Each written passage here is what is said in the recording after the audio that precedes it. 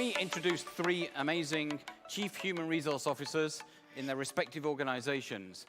First, Steven Baert. Steven is the Chief Human Resource Officer, or the head of HR for the global Novartis organization. Thank you very much, Steven.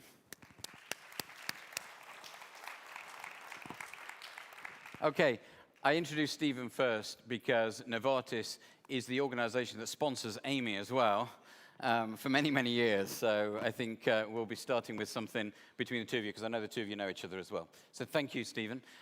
We've got Greene. Rick, if you come out. Rick is the Chief Human Resource Officer, the head of HR for Heidrick and Struggles. If you'd like to sit on the, well, that side, on the end one, actually. Rick, can you sit on the end one, Rick?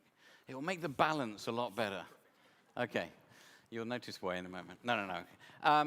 Now, we do have a change. We were going to have someone, and that person has changed, but I'm very pleased to welcome Caralyn Cooley up on stage. She is the Chief Human Resource Officer of a company that isn't as famous as either of these two, but is equally cool. And actually, probably most of you will say, that's really cool. At least I did anyway. And it's Nordeus, and she's based in Belgrade in Serbia. And Nordeus is a video gaming company, and they have some pretty cool products, one of which has 185 million users on its mobile app. So that's pretty cool. I think there's actually probably more users there than in the other two companies, but that's a point of contention, isn't it? Anyway. So we're going to have some questions here, and the topic really is the evolving role of HR. But the evolving role of HR is very large, and there's many things. But I was going to start, Steven, with you. I know we've spoken a couple of times, and we talk about you talked about culture with me and how that's changing. But obviously, moving on from the psychological safety aspects of Amy's presentation, I was wondering for you, in Novartis, you've got 120-something thousand people worldwide. It's a big organization. There's a lot to do to create the right environment that you need to deliver what you deliver to your end users. And my question is, how do you provide the right psychological safety in Novartis, given some of the things Amy's talked about, to create that high-performing organization? I'm thinking of the 2x2 that Amy put up. So high performance, high psychological safety. So just talk a little bit about what you do in Novartis. Yeah, thank you. And we are everyday students of leadership learning from Amy, because and it starts with having the insight that you need to create the psychological safety and prioritizing it. It's incredibly difficult to achieve. But I think that Amy hinted already towards the solution, and that is relentlessly focusing on your senior leadership and also the examples you set as senior leaders.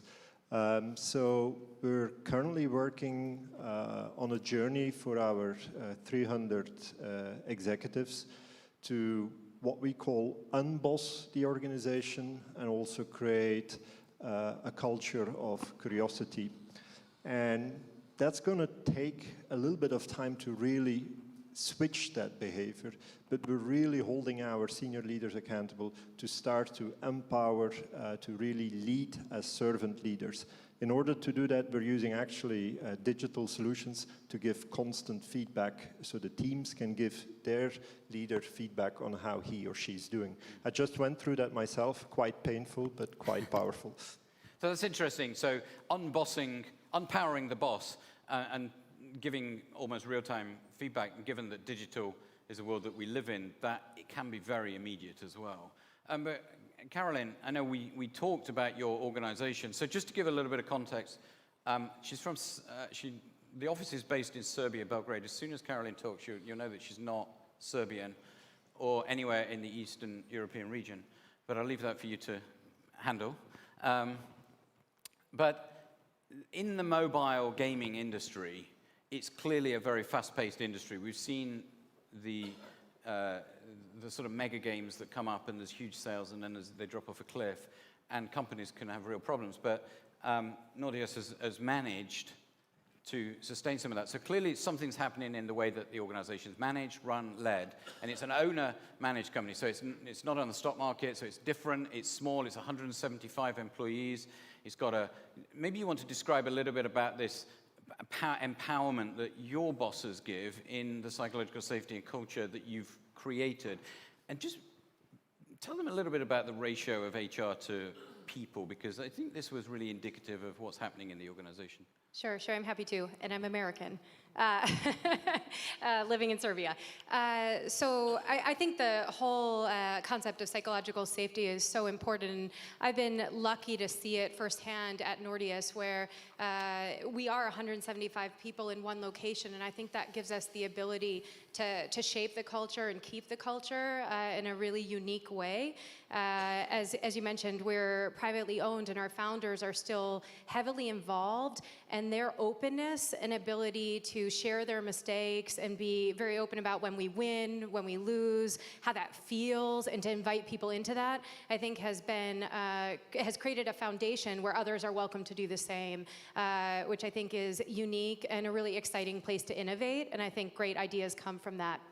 In terms of the HR space, being a mobile gaming company, being in the creative industry, and having really high expectations, but wanting to stay very small and containing our culture, the leadership team, I joined about 18 months ago, and about that time, we agreed that if we wanted to achieve kind of big company HR strategy in a small company, we needed to invest in the people space. And so although we have 175 people, 20 of them are in the people team.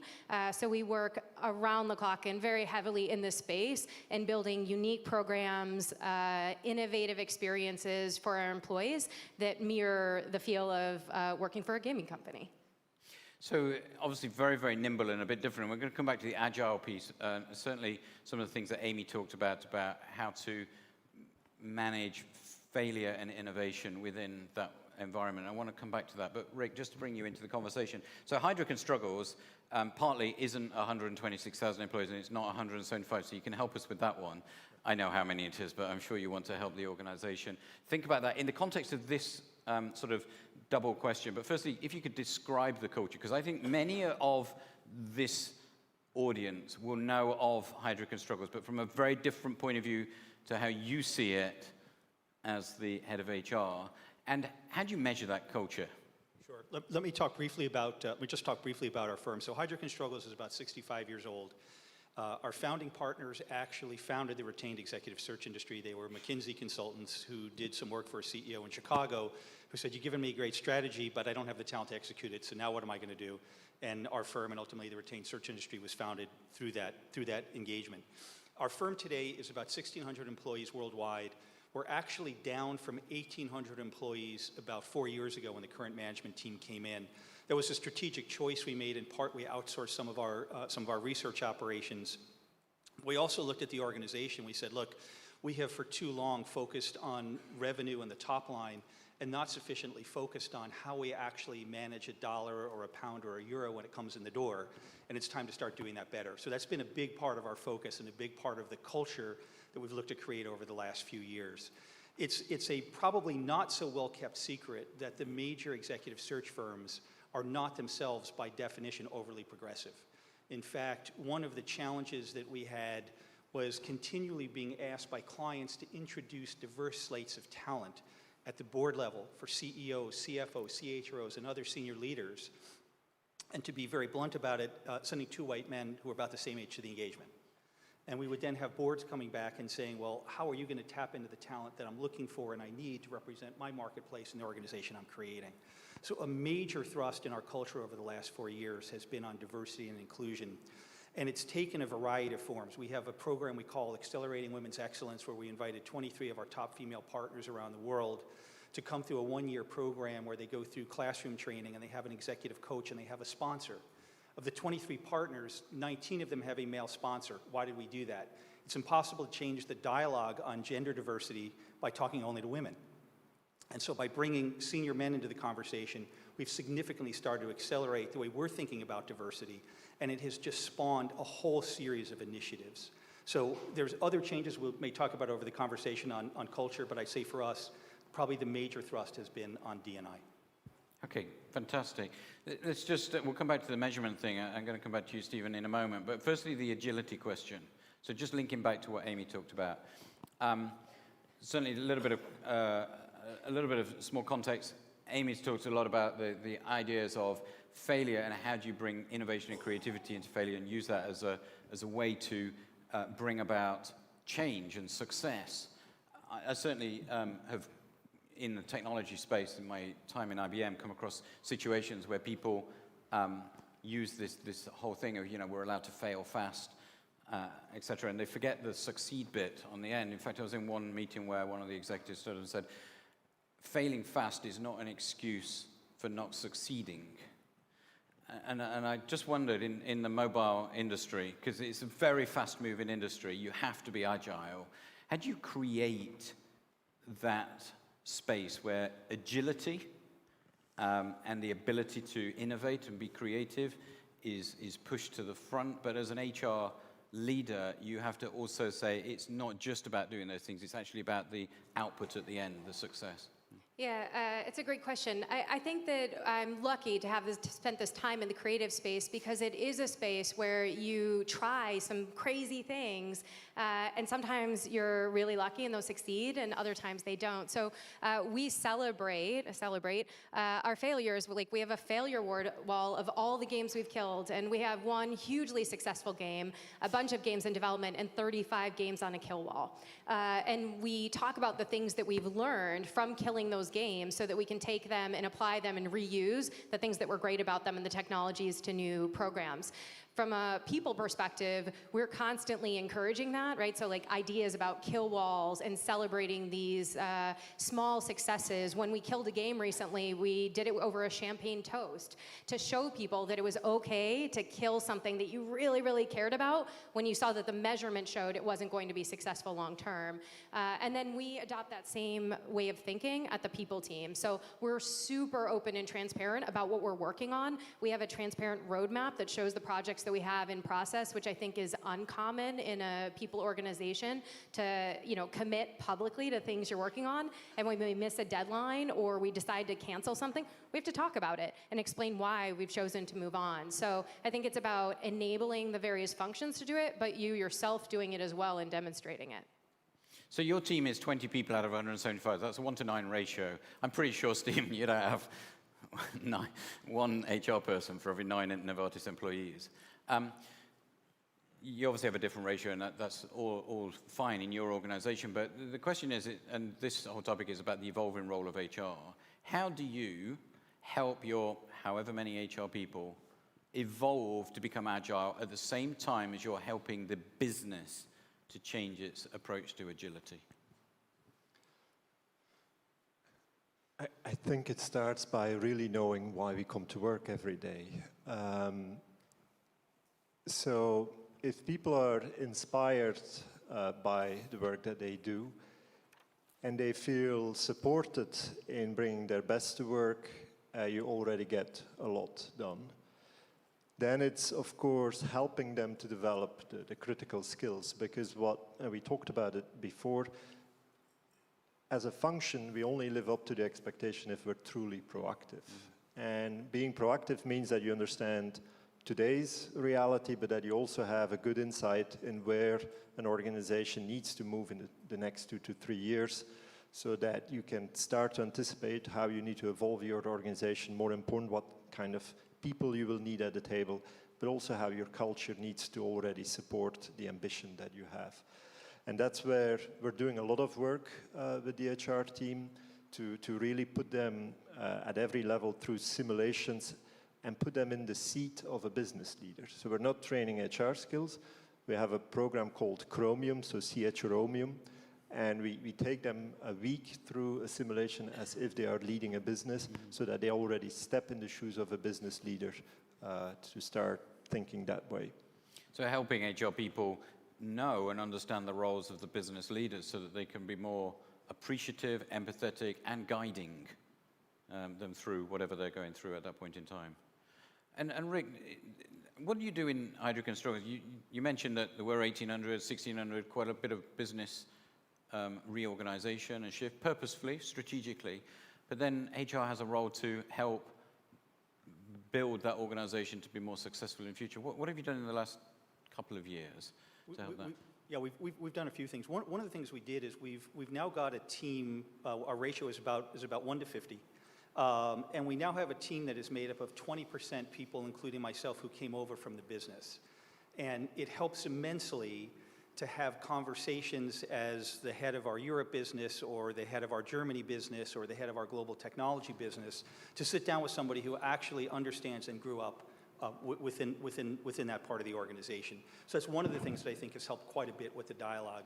Second thing that we focused on quite a bit, at the time that I took over as CHRO at the start of 2015, HR was pretty quiet. And a big part of what we tried to focus on is use your voice. If you see something that's not right, speak up. And I usually describe it, I tend to often think in sport terms, and I usually describe it as we're the goalkeeper. So if something gets by us and something causes a consequence for an employee or ultimately for the firm, shame on us. And so a big part of what we tried to do, both in our messaging and who we invited to join the HR team, but also in terms of how we rewarded the team, was use your voice and be present and make sure that you're not just sort of running the play day to day, but that ultimately you have a big influence in the way that the organization thinks about talent, the way the organization thinks about culture, and the way the organization thinks about our clients. Outside in. A lot of discussion in HR is about what we can do internally to help people, but provocative HR consultants and academics in the world say don't think about what you're doing inside and help out, but think about what's happening outside your business and think about what you should be doing to enable that to make the organization grow. Steven, what are you doing outside in as the head of HR at Novartis? So the 3 pillars in our culture are so empowerment, unbossing, purpose, inspired, but the third one is curiosity. It's been said before, if you become a know-it-all organization, you're in deep trouble, especially if, like all of us and all of you, the business actually depends on the quality of the innovation. So if you don't look constantly outside on what's going on, what's around the curve, but also what threats are possibly out there, you're stuck in being reactive. The best thing, and I think their social media helps, is to constantly talk about these things, talking about what you've learned, the people you've met, the insights that you got, because then as a leader you start to inspire other people to also learn. So in short, constantly talking about the external interactions you've had and what you've learned and how it inspired you to do something differently, because that triggers a debate and stimulates others to do the same. Yeah, and Rick, just thinking about that, your whole organization is about talking to the outside, typically, should be. And so how do you harness that? How can you harness that to make your HR team better next year? So let me talk broadly about what we did, and I'll bring it back very specifically to HR. Executive search, by definition, tends to be an individual profession. And many people in search sort of think of themselves as an individual franchisee who happen to work for a broader platform like Heidrick or one of the other large firms. A big focus for our management team the last 4 or 5 years has been creating purpose. Steven talked about this at Novartis. The purpose that we selected is we help our clients change the world one leadership team at a time. And we rolled that simple theme out in a way, Amy was talking a lot about engagement. We rolled that simple theme out in a way that we got lots of voices into the conversation to talk about what are you hearing in the market? What do our clients need to understand about what Heidrick & Struggle stands for? Not that we're an executive search firm, but in a more purpose-filled way, what do they need to hear? And ultimately, that's the purpose statement that we came up with. That statement appears on people's screen when they log in for the first time every day. It's been that way for 4 years. It's visible in every conference room that we have around the world. And our senior team regularly refers to it. It also is in the signature line on most, if not all, of our emails. So we've continually reinforced that sense of purpose, reflecting what we heard from the market that it needed to be, and then ultimately brought that into the firm. The way that we empowered HR to start to bring that to life was in a few ways. One of the things that we did was we made a big change in the way our executive search partners, who represent 90% of our business, we changed the way that they're compensated. And we went from a mindset that said it's okay to be an individual franchisee to one that said if you're not bought into that purpose and the 4 values we rolled out that support that purpose, you're not going to ultimately long-term be happy at the organization. You make money, you may make clients happy, but ultimately you're not going to be happy here because we're really going for more of a team sport, not an individual one. And that change in compensation, which just to break it down today used to be 100% formulaic. I go out, I sell to clients, I deliver engagements, the client pays me, I get compensated for it. What we set up is a 70-30 mix. So it's 70% what a partner gets in revenue, or let me say differently, their bonus is based 70% on the revenue they generate, and it's based 30% on factors like living the purpose, living the values, selling the right business, and working with the clients where we can really have an impact about change, not simply deliver an engagement. I think those have been the major factors we've done. Yeah, very good. By the way, for you lot, this is not right. We don't have 19 minutes left, okay? Just for everyone. So I'm going to come to you, Caralyn.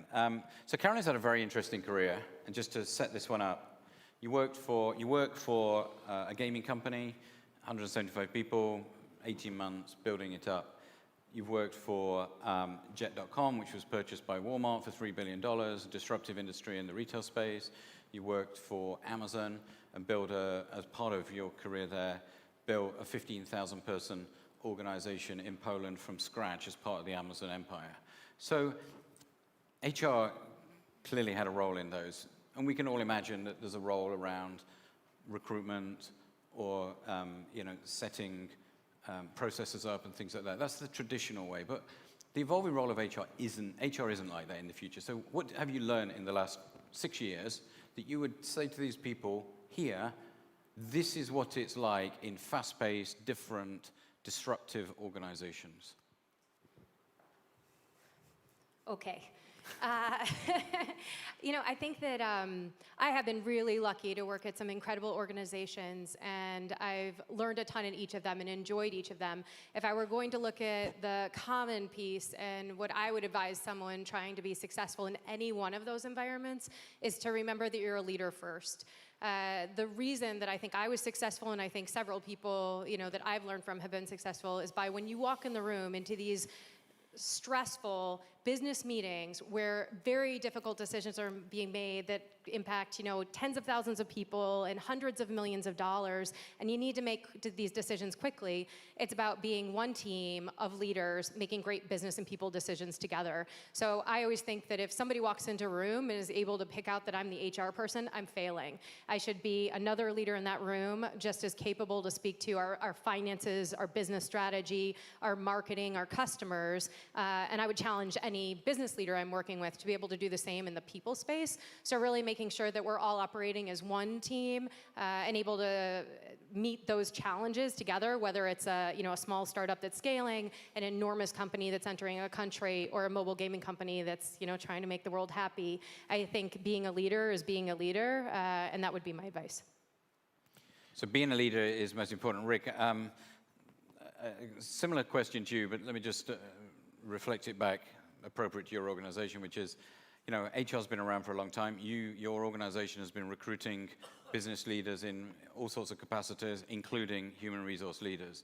What is it in your organization that you look for in an HR person, an HR leader, practitioner today that you didn't look for last year? Courage.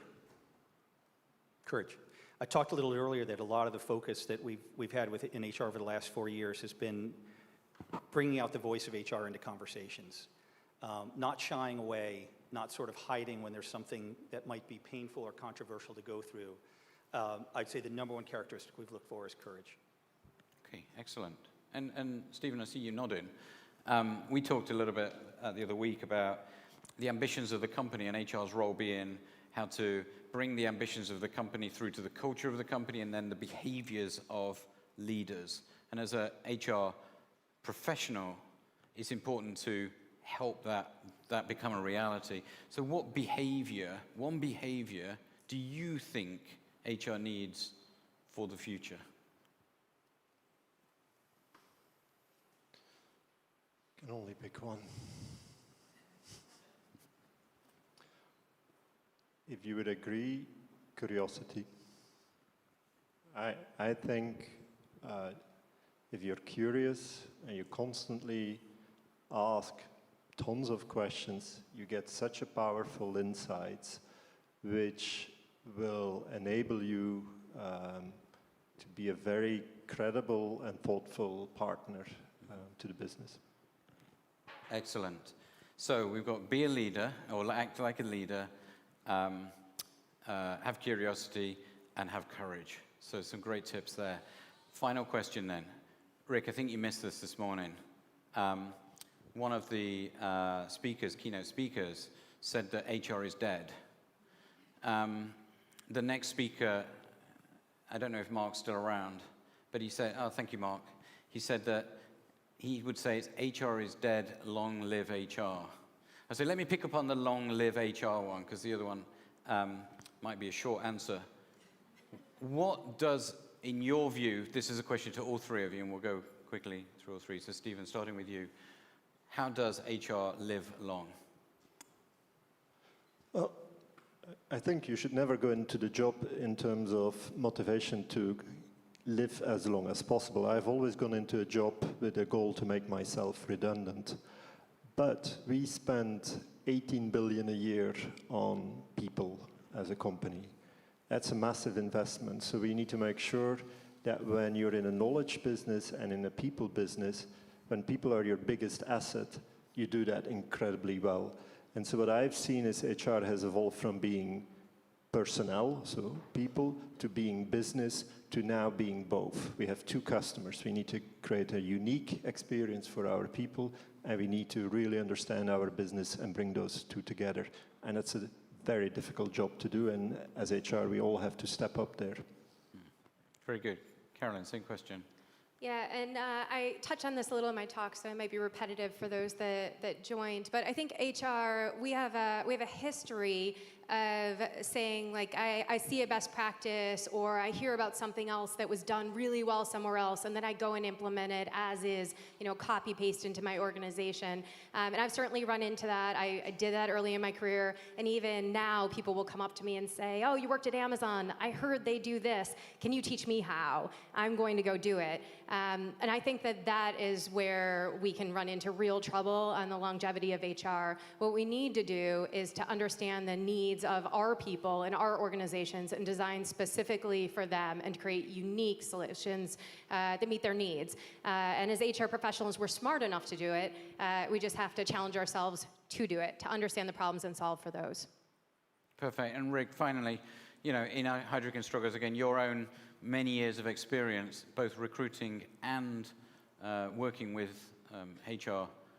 How does HR live long? Move away from the idea that HR is an independent department and function, although sometimes we have to do that to run process and play around the organization and ensure fairness and equity and reinforce trust and compliance. That's a given. But I think it's getting away from the idea of HR as a separate function and distributing that mindset and that culture throughout the organization. And getting leaders throughout the organization to think, not, I've got Rick to go have this conversation, but I'm the one who has to go have that conversation. Or not, I've got my senior HR recruiter to go get a partner for me. I personally am the one who has to go out and do that. And I think that's the way that HR has a good, healthy, long life. Well, look, thank you very much, Rick. Thank you, Caralyn. Thank you, Steven. A big round of applause for our three panelists. Thank you.